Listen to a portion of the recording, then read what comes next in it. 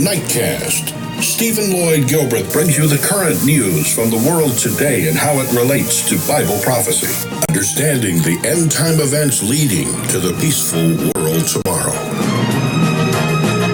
Ladies and gentlemen, Stephen Lloyd Gilbreth. Good evening, friends, and welcome to this June 4, 2015 edition of Nightcast. Friends, our opening story tonight is one out of Germany. Very important story. German Chancellor Angela Merkel has spoken to the BBC about a range of issues affecting Europe. In an interview with the BBC's Katja Adler, who you see on the right side, then Mrs. Merkel, Chancellor Merkel on the left, she spoke about the challenges facing Europe, including the UK's referendum on the EU. The international order is in a difficult situation, so Europe must stick together, she said. G7, Russland wird nicht dabei sein. Und Russia will be missing at the G7 summit, while in the EU there's talk of a possible Brexit and Grexit. Do you feel the international situation is getting out of control? And what can you do to address that? Es gibt viele internationale Probleme, aber ich glaube, Europa kann. There are many international problems, but I think Europe can meet the challenge. Prime Minister David Cameron was in Germany a few days ago. We spoke about changes in the European legal framework which he considers necessary. And I said, where there's a will, there's a way. Gesprochen und ich habe gesagt, wo ein Wille ist, ist auch ein Weg. We on our side, and I personally, would very much like Great Britain to remain in the EU. Europäischen Verbundes bleibt. Wir verhandeln mit Griechenland hart, aber wir wollen das. With Greece, we're having tough negotiations. We want Greece to stay in the euro, but in order to achieve that, Greece has to make the necessary efforts. And these are the subject of our ongoing discussions. And I want to see them come to a positive result. Still, the international order is in a difficult situation. And precisely because of that, Europe must stick together. When I think of the Syrian civil war, when I think of the conflict in Ukraine, or even as we speak, the news is once again worrying, I would say it's a pity that Russia is not with us. But Russia chose to go down the path of annexing Crimea. We are a group of people with the same values, the same ideas, and that's why Russia is not at the table at this point in time. But overall, we do need more international stability. Sie sagen, dass die EU-Länder zueinander halten sollten. You say EU countries should stick together, so I'm wondering what causes you more sleepless nights, a possible Grexit or a Brexit? I mean, do you think it's likely that the EU, Germany included, will offer Britain a deal that's strong enough that British people will give a definite yes vote to staying in the EU? Das britische Volk definitiv ja sagt. Ich denke, wir müssen einen Weg finden, der gut für uns ist. Wir müssen ja auch We have to find a solution that's good for us, that we can live with, and that's good for the people of Britain. If there is a common will to find a solution, we will find it. Some of the things David Cameron is asking for, I can support. On other issues, our views differ. We have always managed to pursue a Europe of different speeds to agree on opt-outs. Wir haben ja auch immer wieder geschafft, ein Europa der unterschiedlichen Geschwindigkeiten zu haben, Opt-out-Regelungen zu finden und So I don't lose sleep over it, but this is about hard work to create the necessary preconditions for Great Britain to stay in the EU. Irritiert es Sie ein kleines bisschen, dass Großbritannien immer nach Extrawurst? Does it ever annoy you somewhat that Britain always asks for special treatment? It wants to change EU treaties. That's asking a lot. They want the British Parliament to have veto powers over EU legislation. Will that happen? And if so, would you and other EU countries ask for something in return? Ich sag mal, wir kennen uns ja und Großbritannien hat. We know each other well, and Great Britain often has its own ideas. But as German Chancellor, I can say that at times I have my own ideas, and we also hope that others will find a way for us to get what we want. The EU is a union of 28 member states that have to find compromises. Only when everyone is agreed and happy can we get proper results. That will is there. We've already found solutions to many, many difficult questions. It should be like that in this case too. Does that mean treaties will be changed? If that is really necessary, then we have to think about it. I'm very optimistic that if we all want it, we'll find a good solution. Veto for the British Parliament? We will find a solution. Germany wants the EU to work. They'll find a solution. They'll wrestle around. They need the UK to help them push this together. But even if they lose the UK, the God of this world is going to help them pull it together. One of the issues we mentioned last night that can help the EU come together in the kind of federation that will push it together into what the Bible has described as 10 nations or 10 regions, 10 rebordered areas that will give their power unitedly from 10 concurrent leaders of what becomes the United States of Europe, a complete federation there, that'll comprise what Mr. Armstrong has explained will need three elements, three unions actually, an economic union, a political union. Those things are more or less in place and being shaped as we go. And thirdly, a military union. And there's already been talk of Europe putting together its own military, especially because of what's happening in the Ukraine.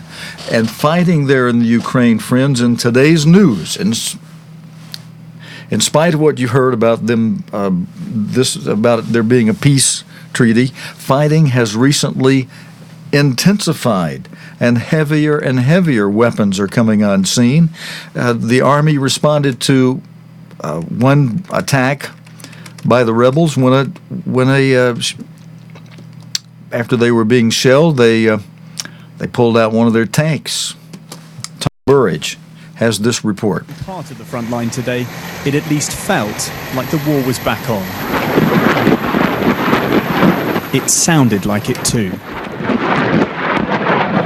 Even though the firing in eastern Ukraine has never really stopped, despite the supposed peace deal.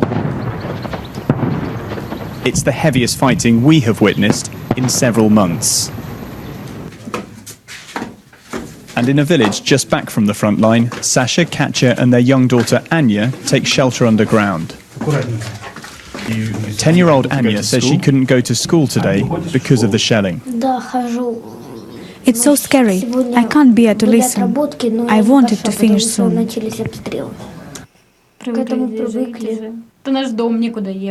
Her mother Katya tells us the family have nowhere else to go, so they'll stay here until the bombs stop. Today fighting raged around Marinka, a town next to the main checkpoint to cross the front line. This is a road we've travelled down dozens of times over the last few months. It's a road that civilians use every day to go from government-controlled Ukraine into rebel-controlled territory to visit their relatives or to go to work. But within a matter of hours, the dynamic, at least in this part of this region, has changed significantly. Who controls Marinka tonight is unclear. Today's fighting, filmed here by pro-Russian rebel troops, was concentrated in one place.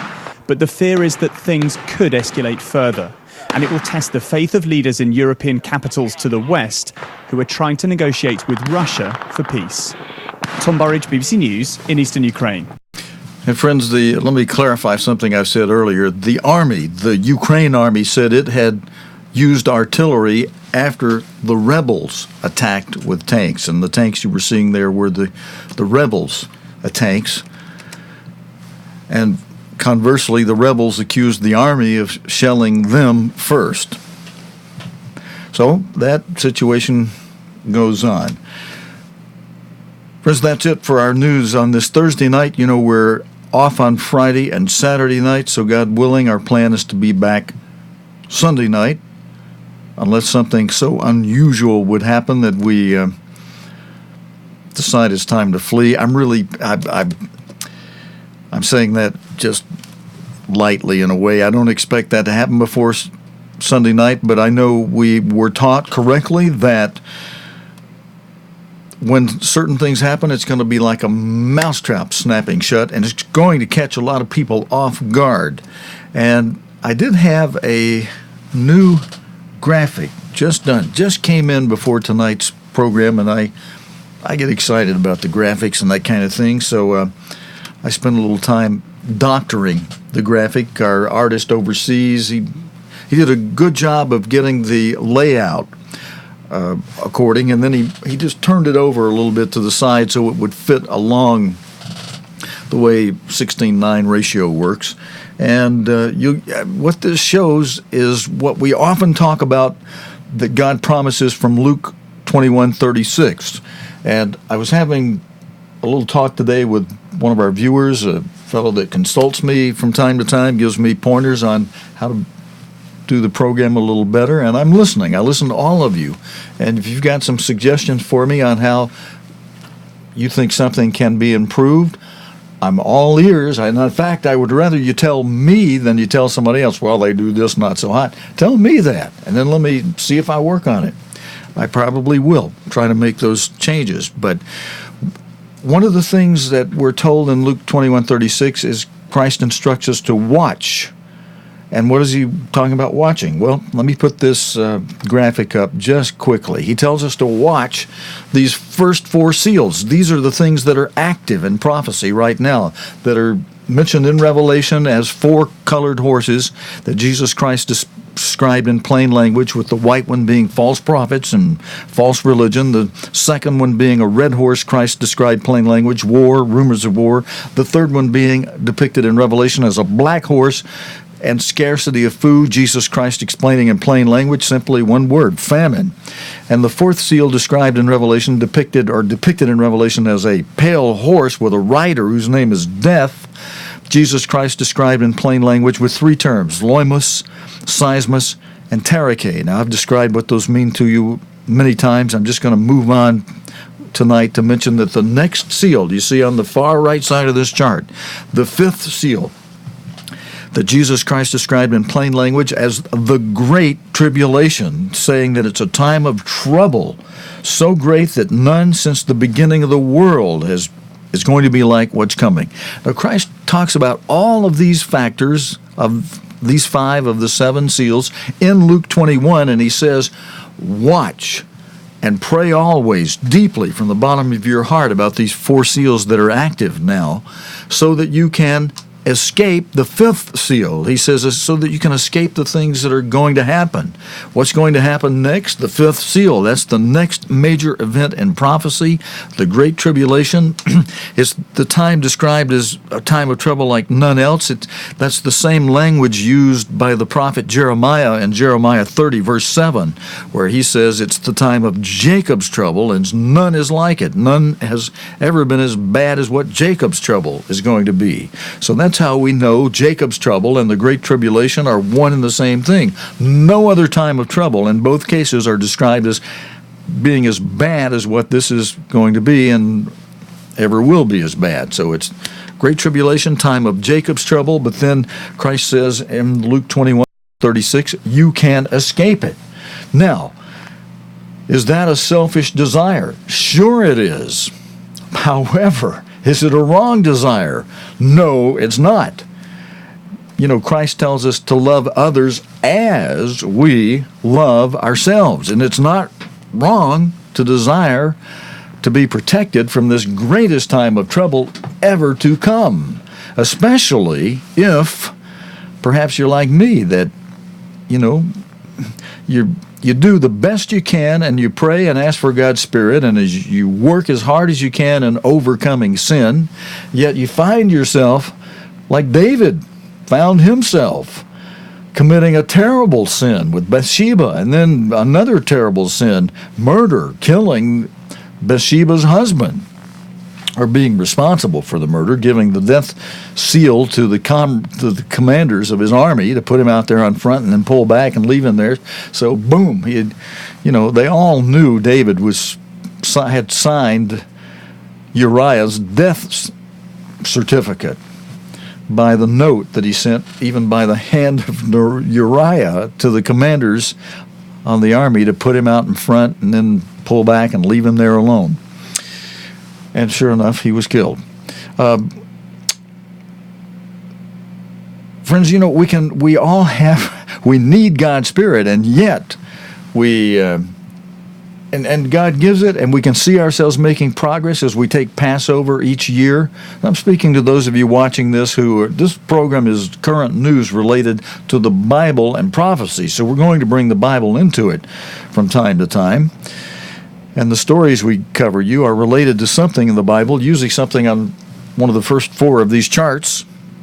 And so the question that I had a discussion with a viewer today was, I can say this much, I think, from Kansas. I know he doesn't really want me to mention his name, so Larry, I won't mention your name.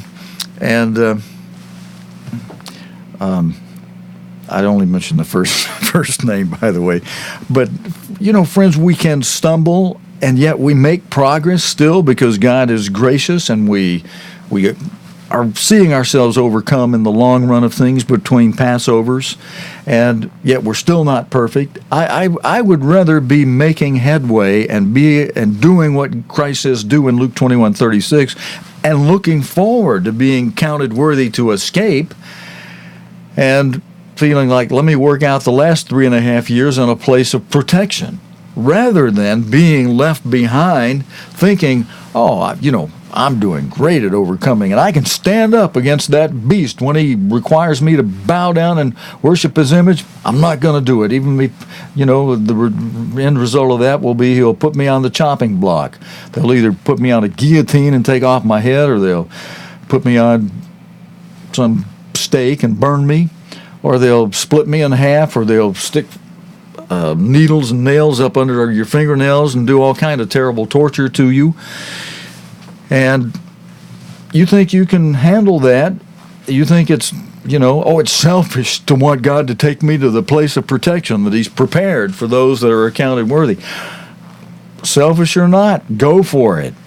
And nothing wrong with that. Nothing wrong desiring something godly, something God has prepared for us. I'll say more on that another time, but I want to show you my graphic. This graphic shows you where God will take those who are accounted worthy. How do we know this is where God will take us? Because it's the only place described in the Bible that during the Great Tribulation is protected from the reach of the beast. You can find this in Daniel 11, verses 40, 41, 42, right in there. I'm going to flip there while I leave that slide on the screen for a moment. And if you want to flip there in your own Bible, again, it's Daniel 11. And then in Daniel 11, let's go to verse 40, first of all. And it says, at the time of the end. So it's very clear what we're talking about here. I'm going to come back with you for a minute. I'll put that forward again for just a few seconds before we go.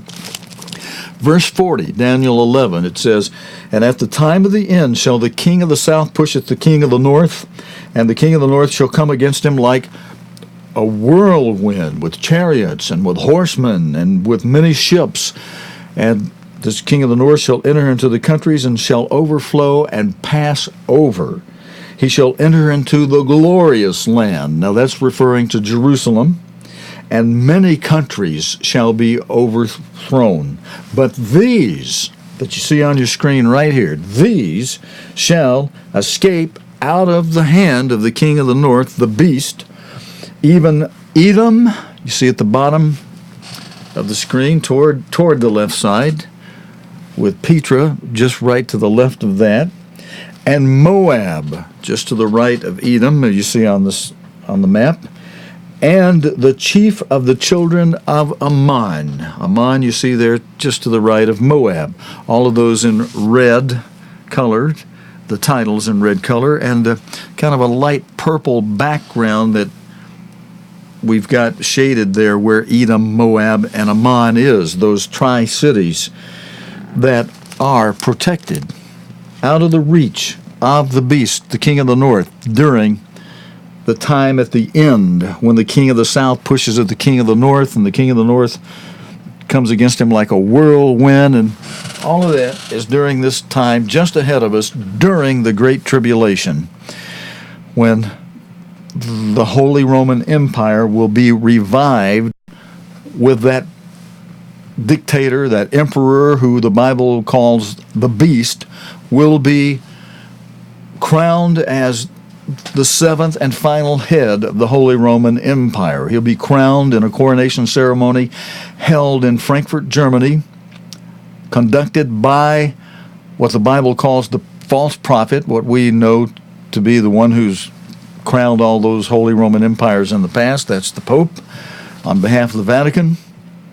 Again, they've done that in the past in Frankfurt, Germany, in the Kaiser's Hall, in the Emperor's Hall, on the second floor of the Romer building, in that Romer complex there in Frankfurt, that's been rebuilt since World War II.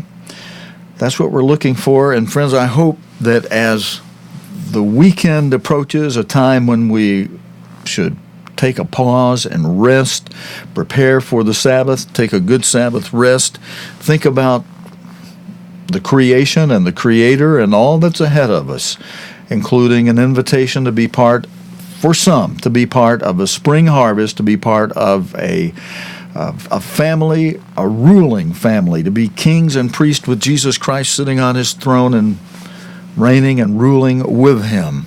And in the meantime, before he comes, some terrible things have to happen with that great tribulation, a 2.5-year period of time, followed by the sealing of 144,000. I'm going to bring that chart forward just again for a moment. Actually, I'm going to switch it to the very fullest version of it, because we're signing off for the weekend. I want to just cover a few things here. After the heavenly signs, the sixth seal and the sealing of 144,000, then there's a 1-year period of the day of the Lord.